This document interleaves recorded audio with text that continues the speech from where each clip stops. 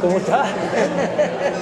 Me había dejado aquí en la salí como un tipo hoy, estaba sentado y no era. Estamos sacándole todo hasta ahí con el hilo de las palmas. Sí. Bueno, hola, ¿qué tal? Hola. ¿Qué tal, Paquito? ¿Cómo estás? Ahí estamos grabando a todos allá y a Jesús. Estoy esperando aquí. Si conoces a Jonathan. Ahora le pongo cara, pues tú me has hablado de él.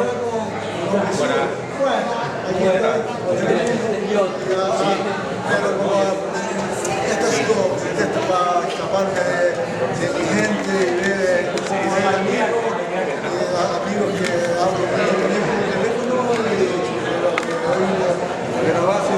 Sí, estoy grabando aquí nada más que una cosita. No voy a grabar nada, nada más que el ambiente.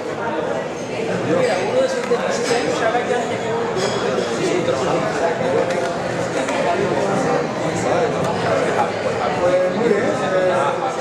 sigue tocando eso.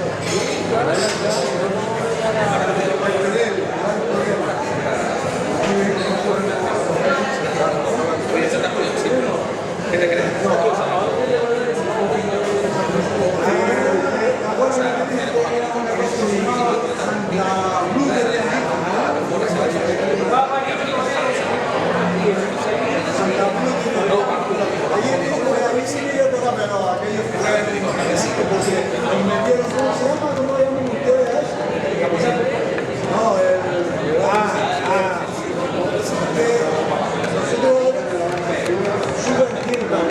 Éramos 15 o 16 y nos metieron con Eso de la cosa al principio.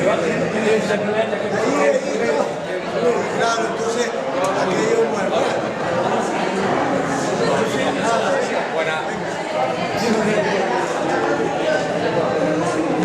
No.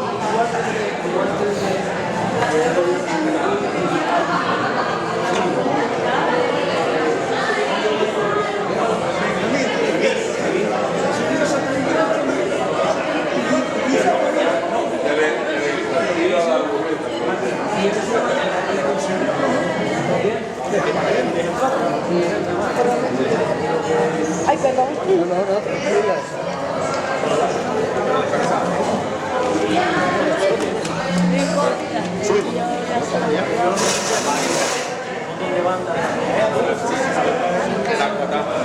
Jesús.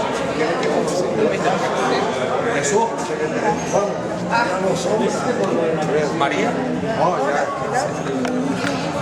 Gracias por todo, María, por la foto. Te conocí de entrada. ¿En serio? Estaba hablando de te lo juro,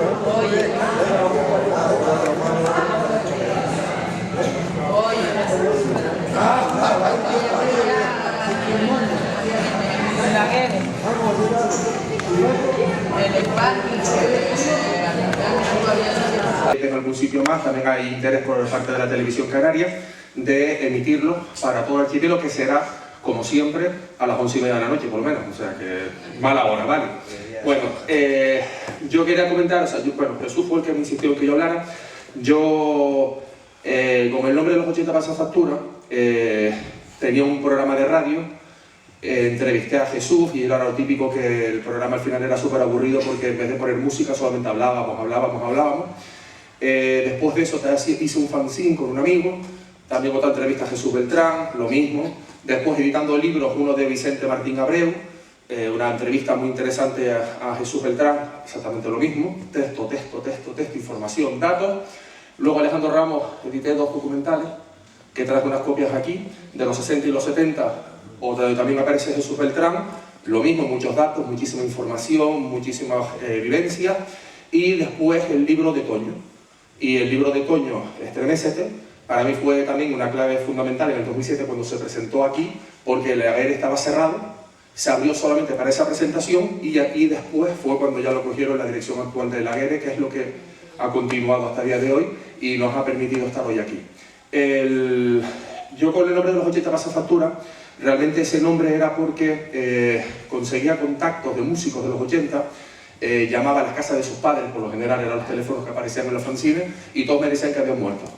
La mayoría habían muerto, estaban mal, excepto algunos que están aquí hoy que se mantienen estupendamente, pero por lo general la década de los 80 pues, fue devastadora por drogas, por un montón de motivos, y siempre tuve esa vinculación, ese interés en esa década, pues yo nací en el 79, por eso simplemente, y porque me tocó pues, encontrar esa vinculación emocional, musical, estética, ideológica, cultural en todos los aspectos. Edito discos y libros, actualmente se han editado como 100 y pico referencias con ese nombre, tanto documentales como películas, como otros documentales, libros, vinilos, CDs y cassettes.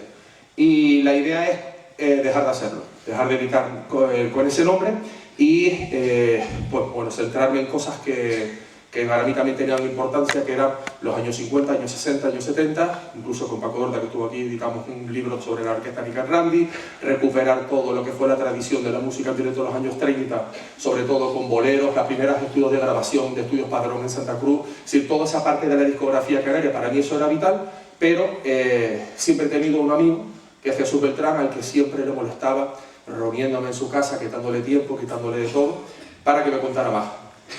Eso es bueno y es malo, porque como soy muy intenso, supuso para él, que él tiene toda la sabiduría del haber vivido mucho, y yo la intensidad de una juventud que siempre pienso que se me escapa, lo que supuso fue que llegó un momento en que le dije, mira Jesús, estoy editando un montón de discos y un montón de libros donde hablan de ti, pero me gustaría que tú hablaras de ti.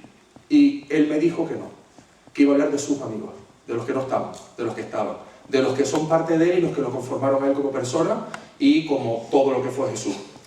A mí eso me sedujo y empezamos a vernos semanalmente en lo que era un borrador de sus memorias, de su libro, que nunca llegó.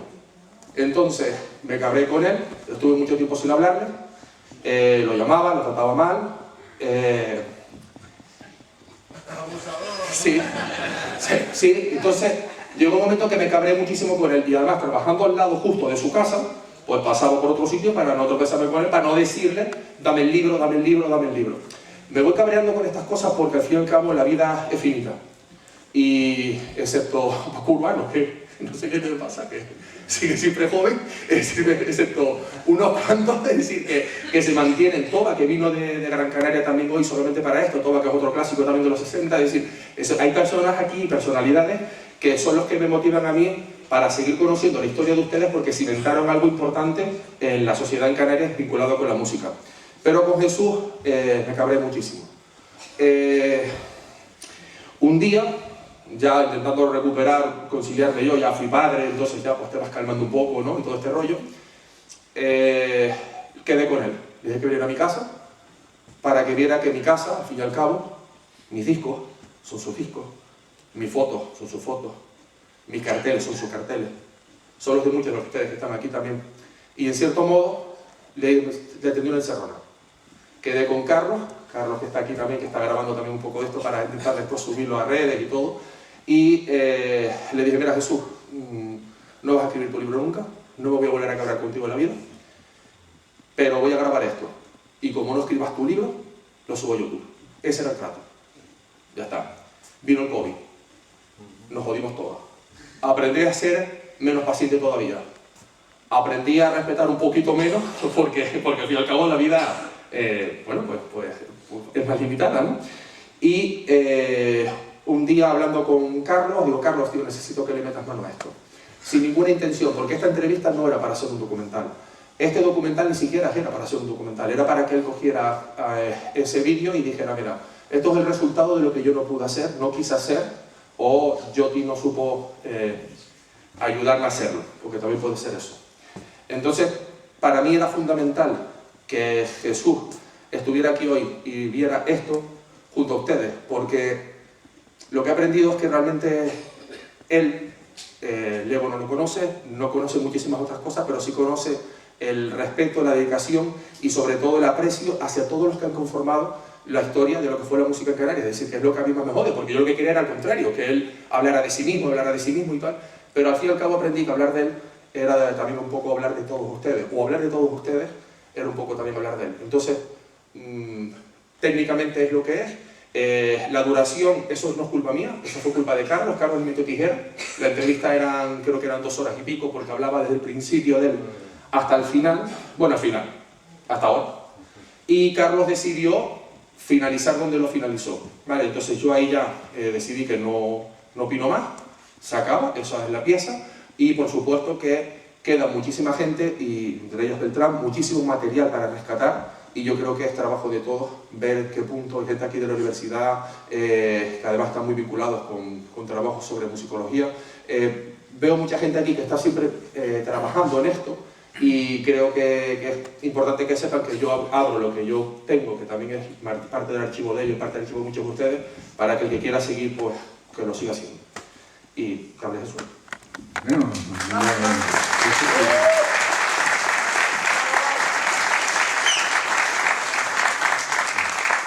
no cabe duda que Yoti es un tío grande, pero grandote.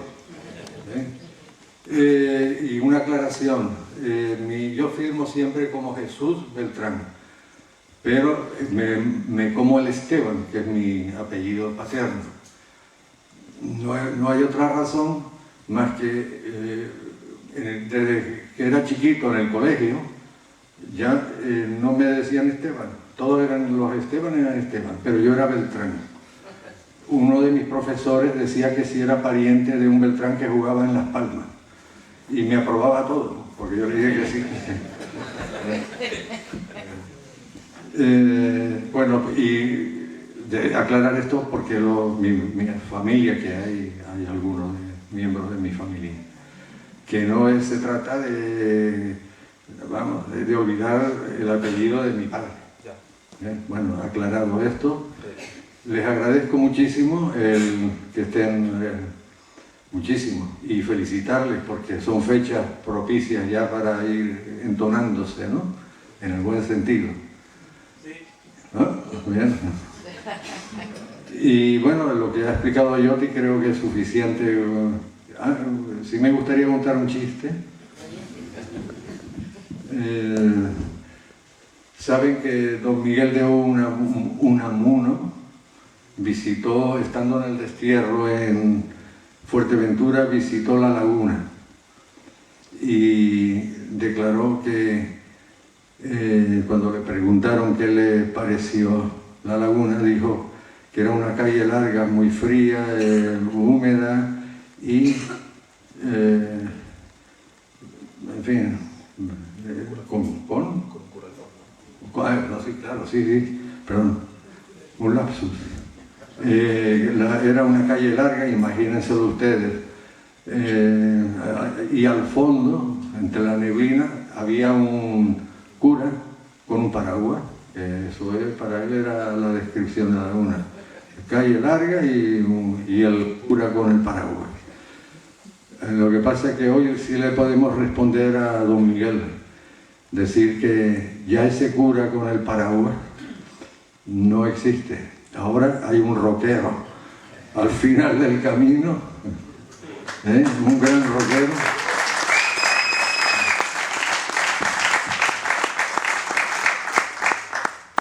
Pues me quedan, no quiero entretenerles más, yo creo que ya Yoti y lo repito, felicitarles por las próximas fiestas de Navidad y por haberme acompañado. Muchas gracias.